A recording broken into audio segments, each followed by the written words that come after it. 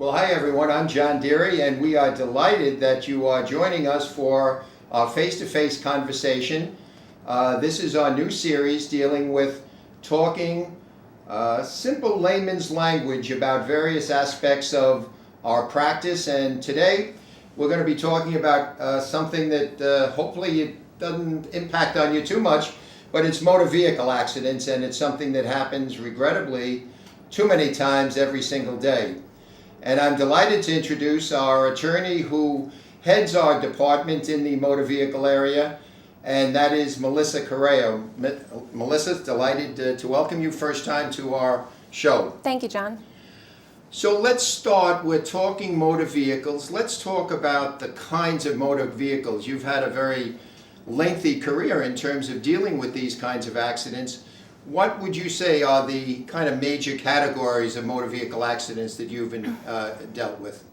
Well, I have dealt with rear-end accidents, accidents that occur at intersections. There's accidents that unfortunately occur because the driver loses control. And I have dealt with both drivers, passengers, and also pedestrians. When an accident occurs, regrettably, but in most instances, there is some injury to either the driver, the passenger, or it could be a pedestrian, could be someone driving another vehicle, as the case may be. But in terms of the people that you've represented, what are the kind of, again, categories of injuries that you have seen occur more frequently than others? We've had injuries that rise to the level of a more serious injury, such as fractures, and then we have, more often than that, a soft tissue injury, which tends to be, your back, your neck, something that's not a fracture, but it's still an injury that's impacting your daily life. We will get to that because it is an important distinction in the law, so-called threshold injuries, but in terms of parts of the body that are injured, generally speaking, in automobile accidents, what has been your experience there? Parts of the body can be really any part of the body. It especially depends on where the impact has occurred in the vehicle, but arms, legs, back, neck, hips, knees, elbows, you name it. Melissa, one of the important distinctions in a motor vehicle accident involves what kind of injury the person has suffered. You mentioned serious and you mentioned soft tissue. What is that distinction? A serious injury is one that rises to the level of meeting your threshold, which is, under New York state law, you have a threshold that you have to meet before you can bring it into suit. That tends to be more along the lines of fractures, any broken bone. There's other injuries in there, but that tends to be what we mainly see. And underneath the threshold, which is your soft tissue injuries, tend to be more with your neck and your spine, bulges, impingements, herniations, that sort of thing.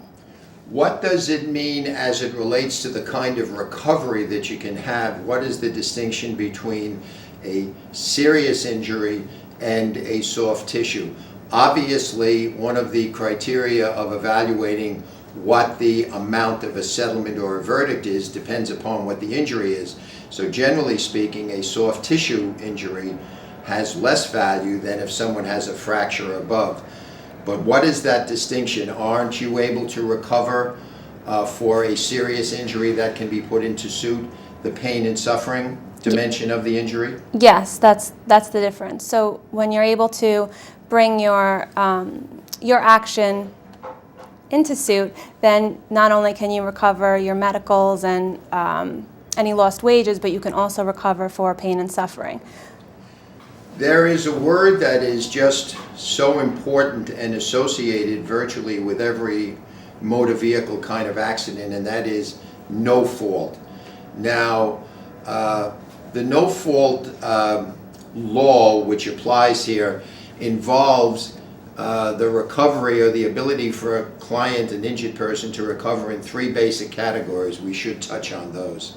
Right. You're under no fault. Your recovery is, first of all, a maximum of $50,000, and that is for your medical expenses, your lost wages, and any out-of-pocket expenses, which could include transportation to and from the doctor.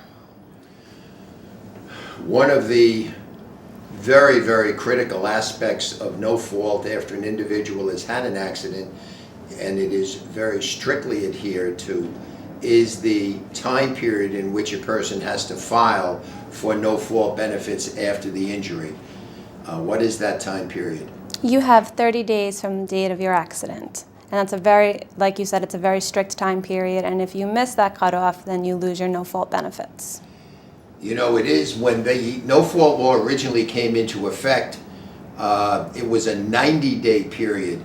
And I have to say, in the Albany legislature, it was very successfully lobbied by the insurance carriers, and they had that reduced from 90 to 30. It may sound like, well, I have a full month to file for no fault, but it goes very, very quickly.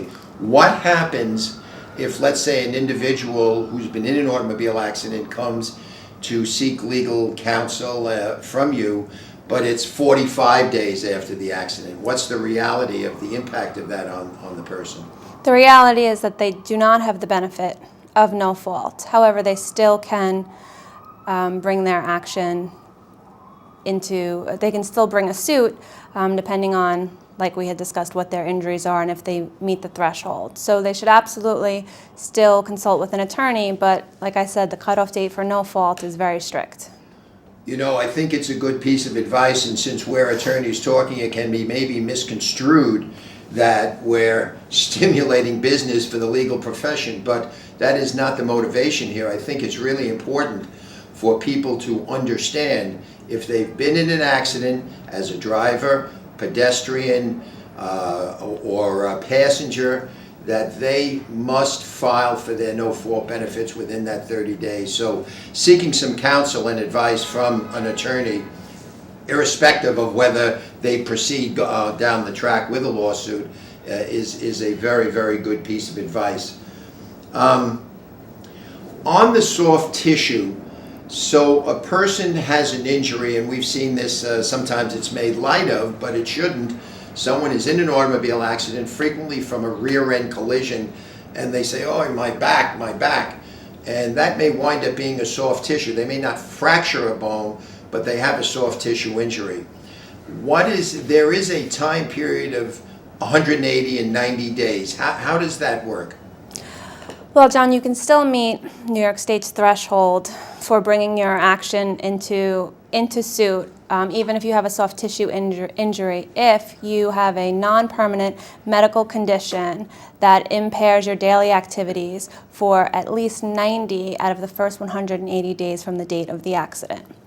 How do you prove that it is impaired for that essentially 6-month period? You've got to show at 180 days, and it's a 90-day period, you've got to show that for at least portion of the 6 months, and in this case 3 months, that it has impacted on you. How do you go about doing that? Well, with your treatment, with your doctor, your orthopedist, your physical therapist, so your medical records will show it. And if you've been out of work or your doctor has put you on partial or full disability, they'll write you a note for that as well. If a person, for example, let's say is going for treatment, let's say 3 times a week, which is a fairly regular occurrence for someone with a soft tissue injury, going to their physical therapist or their chiropractor, as the case may be, and they go 3 times a week.